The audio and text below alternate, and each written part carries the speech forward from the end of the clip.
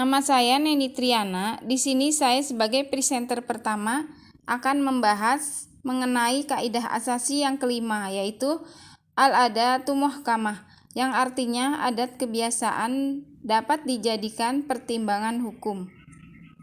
Marahul muslimuna hasanah fahuwa indallahi hasanah. Apa yang dipandang baik oleh kaum muslimin atau para sahabat, maka hal itu baik pula di sisi Allah. Maksud kaidah ini adalah bahwa adat dapat menjadi rujukan hukum dalam beberapa keadaan.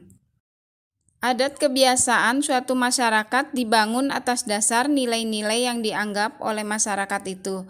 Nilai-nilai tersebut diketahui, dipahami, disikapi, dan dilaksanakan atas dasar kesadaran masyarakat tersebut. Ketika Islam datang membawa ajaran yang mengandung nilai-nilai uluhiyah atau ketuhanan dan nilai-nilai insaniyah atau kemanusiaan, bertemu dengan nilai-nilai adat kebiasaan di masyarakat, di antaranya ada yang sesuai dengan nilai-nilai Islam meskipun aspek filosofinya berbeda. Ulama membagi adat kebiasaan yang ada di masyarakat menjadi al-adah al-syahihah atau adat yang syahih, benar atau baik, dan adah al-fasidah atau adat yang musyadah, salah atau rusak.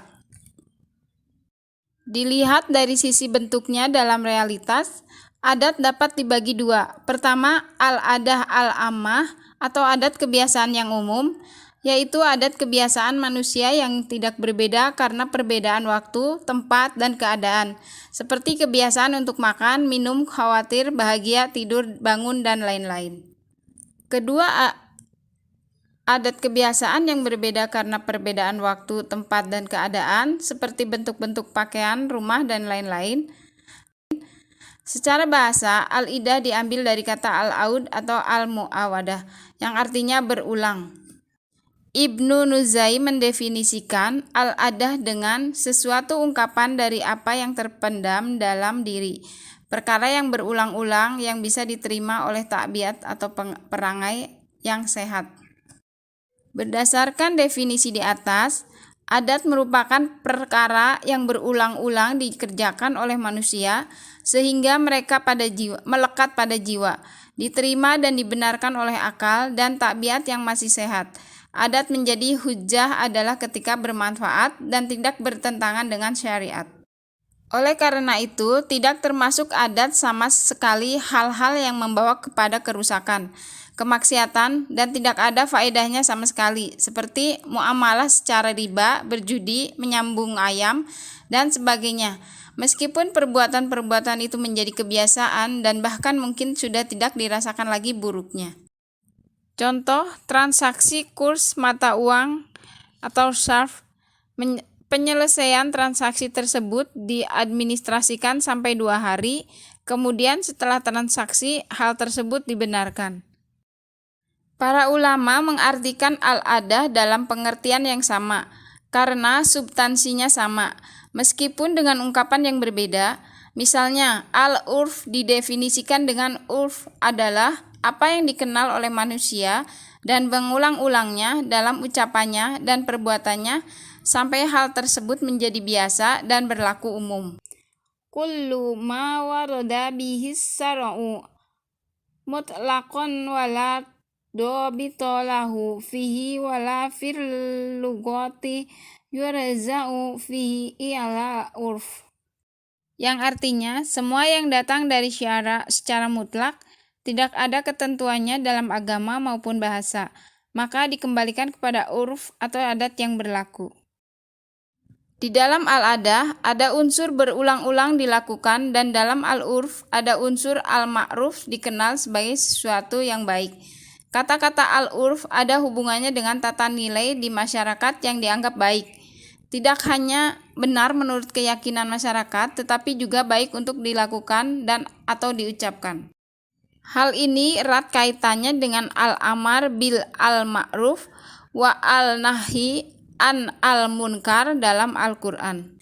Tampaknya lebih tepat apabila al-adah atau al-urf ini didefinisikan dengan apa yang dianggap baik dan benar oleh manusia secara umum, al-adah al-amah yang dilakukan berulang-ulang sehingga menjadi kebiasaan.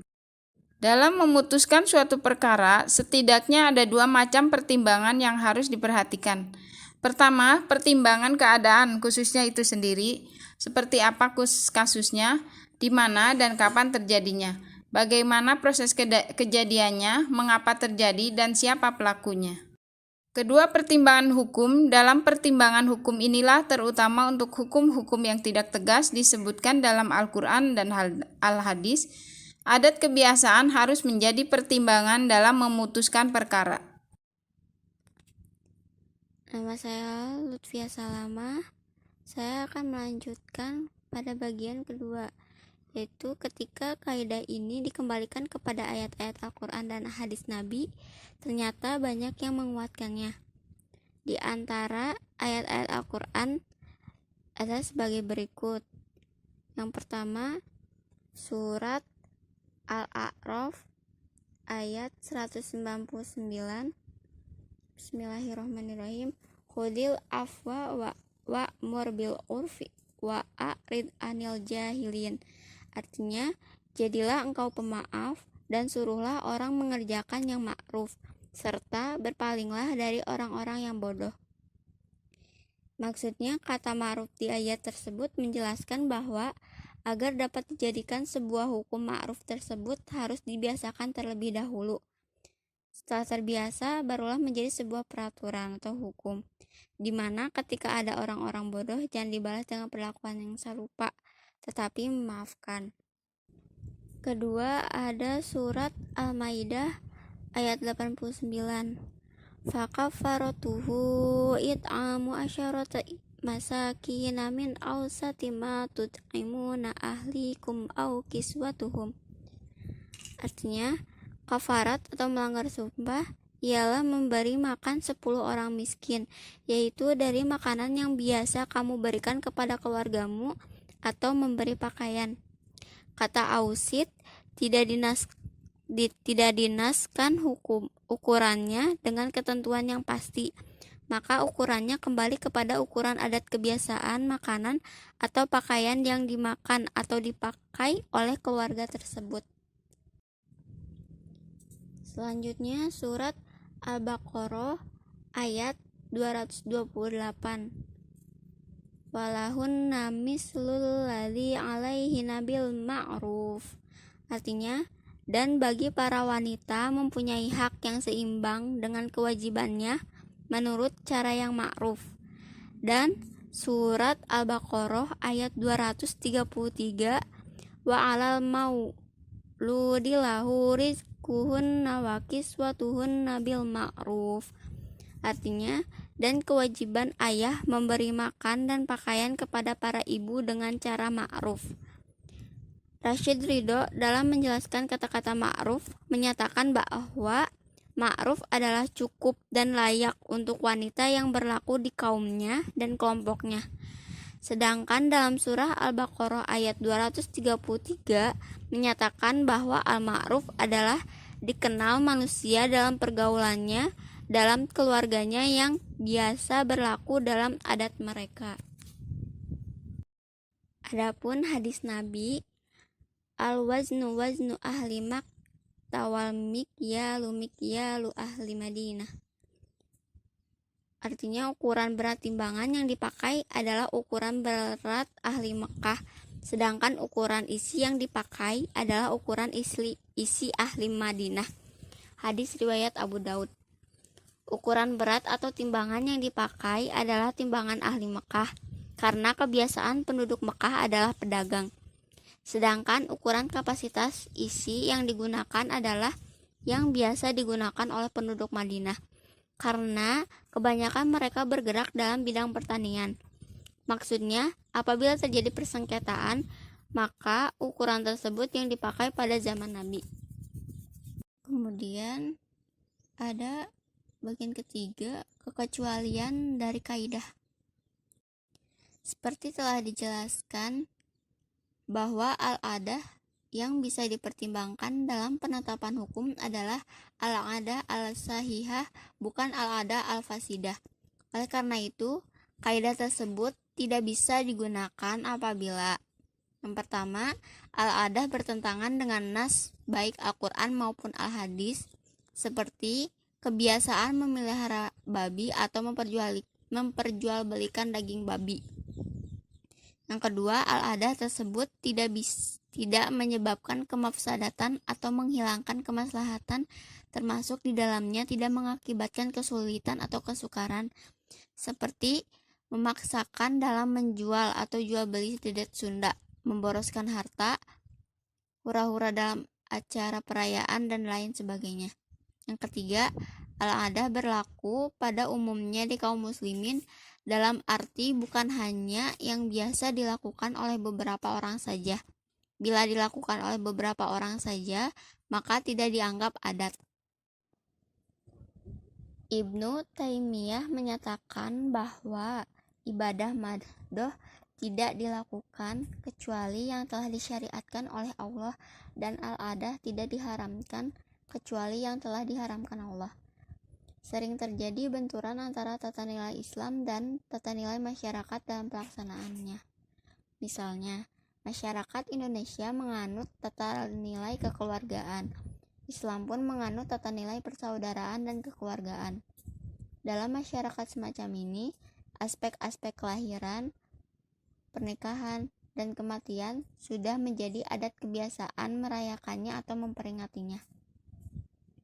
Apabila kita didekati masalah ini dari sisi kaidah fikih, maka kaidah fikih asasi yang kelima tersebut di atas juga harus diperhatikan dan dijadikan pisau analisis terhadap kasus tersebut.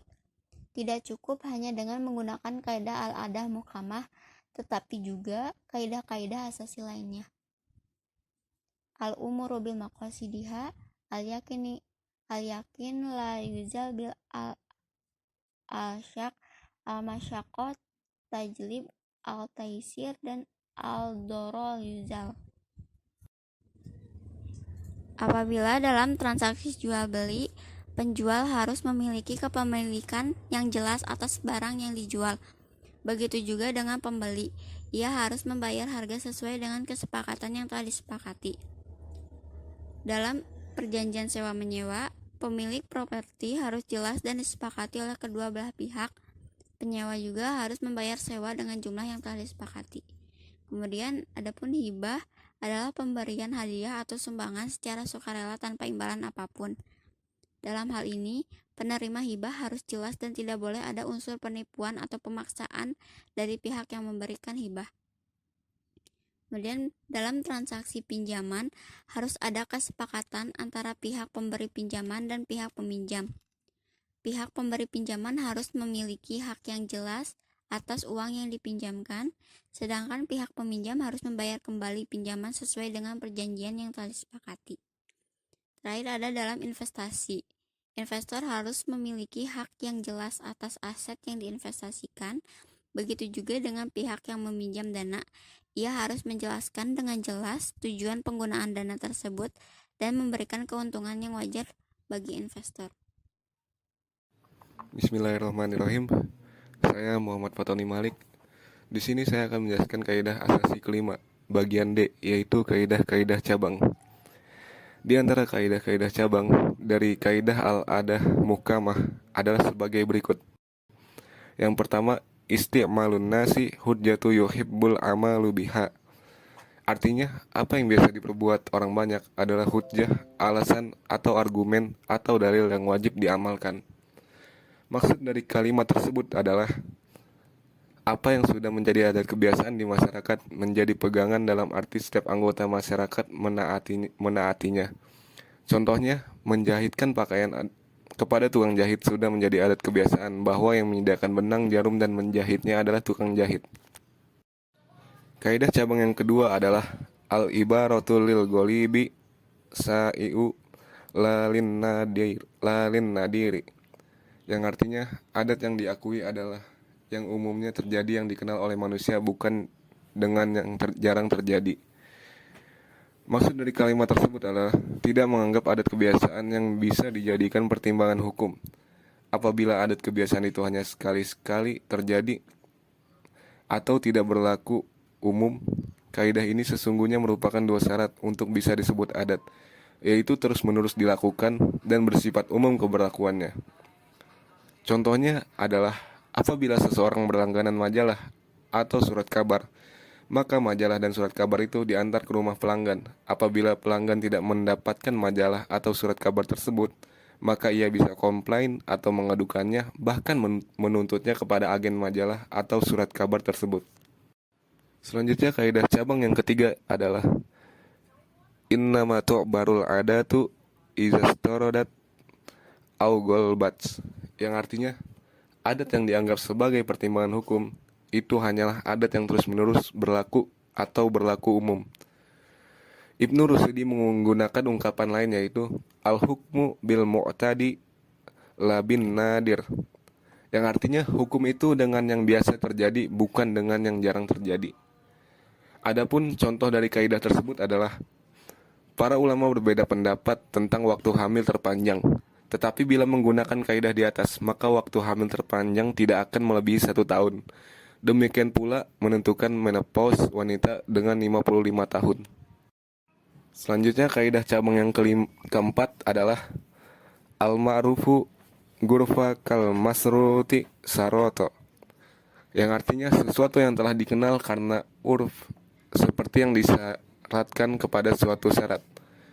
Maksud dari kalimat tersebut adalah adat kebiasaan dalam bermuamalah mempunyai daya ikat seperti suatu syarat yang dibuat meskipun tidak secara tegas dinyatakan. Contohnya, apabila orang bergotong royong membangun rumah yatim piatu, maka berdasarkan adat kebiasaan, orang-orang yang bergotong royong itu tidak dibayar, jadi tidak bisa menuntut bayaran.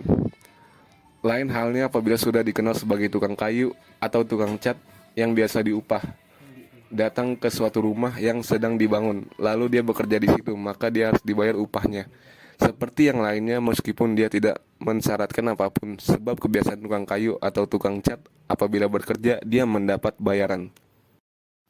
Selanjutnya, kaidah cabang yang kelima adalah al-ma'rufu bainat tijaro kal masruti bainahum, yang artinya sesuatu yang telah dikenali di antara pedagang berlaku sebagai syarat di antara mereka. Sesungguhnya ini adalah dabit, karena berlaku hanya di bidang muamalah saja, dan itu pun di kalangan pedagang, atau akan dijelaskan lebih jauh dalam dabit muamalah. Dimasukkan di sini dalam kaitannya dengan kaidah al-adah mukamah. Selanjutnya yaitu kaidah cabang yang keenam adalah at-tabinu bil uruf kat-tabini bin nas. Artinya, ketentuan berdasarkan uruf seperti ketentuan berdasarkan nas. Maksud kaidah ini adalah sesuatu ketentuan berdasarkan uruf yang memenuhi syarat seperti telah dikemukakan pada bagian C adalah mengikat dan sama kedudukannya seperti pendapatan hukum berdasarkan nas. Adapun contoh dari kaidah cabang ini ialah apabila seseorang menyewa rumah atau toko tanpa menjelaskan siapa yang bertempat tinggal di rumah atau toko tersebut, maka si penyewa bisa memanfaatkan rumah tersebut tanpa mengubah bentuk atau kamar-kamar rumah kecuali dengan izin orang yang menyewakan. Selanjutnya, kaidah cabang yang ke-7 ialah al-mumta'u adatu kal mumta'i hakikoh, yang artinya sesuatu yang tidak berlaku berdasarkan adat kebiasaan seperti yang tidak berlaku dalam kenyataan. Maksud dari kaidah ini adalah apabila tidak mungkin terjadi berdasarkan adat kebiasaan secara rasional, maka tidak mungkin terjadi dalam kenyataannya. Adapun contoh kaidah tersebut, seseorang mengaku bahwa harta yang ada pada orang lain itu miliknya, tetapi dia tidak bisa menjelaskan dari mana asal harta tersebut. Sama halnya seperti seseorang mengaku anak si A, tetapi ternyata umur dia lebih tua dari si A yang diakui sebagai bapaknya. Selanjutnya kaidah cabang yang ke-8 adalah al-haqiqatu tatruka bidalati adat, yang artinya arti hakikat yang sebenarnya ditinggalkan karena ada petunjuk arti menurut adat. Maksud dari kalimat tersebut adalah arti yang sesungguhnya ditinggalkan apabila ada arti lain yang ditunjukkan oleh adat kebiasaan. Adapun contoh kaidah cabang yang ke-8 ini adalah disebut jual beli adalah penyerahan uang dan penerimaan barang oleh si pembeli serta sekaligus penyerahan barang dan penerimaan uang oleh si penjual. Akan tetapi Apabila si pembeli sudah menyerahkan tanda jadi uang muka, maka berdasarkan adat kebiasaan, akad jual beli itu telah terjadi, maka si penjual tidak bisa lagi membatalkan jual belinya meskipun harga barang itu naik.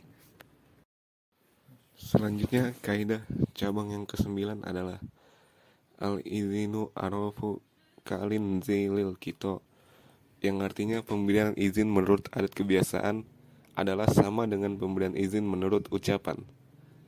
Jadi, contoh kaidah ini ialah apabila telah disepakati memberikan mahar sebesar 20 gram, maka ia harus menunaikan mahar tersebut sebesar 20 gram ketika akad pernikahan itu terjadi. Sekian dari saya. Azawallahu yar'ana wa yafazuna walhamdulillahi rabbil alamin.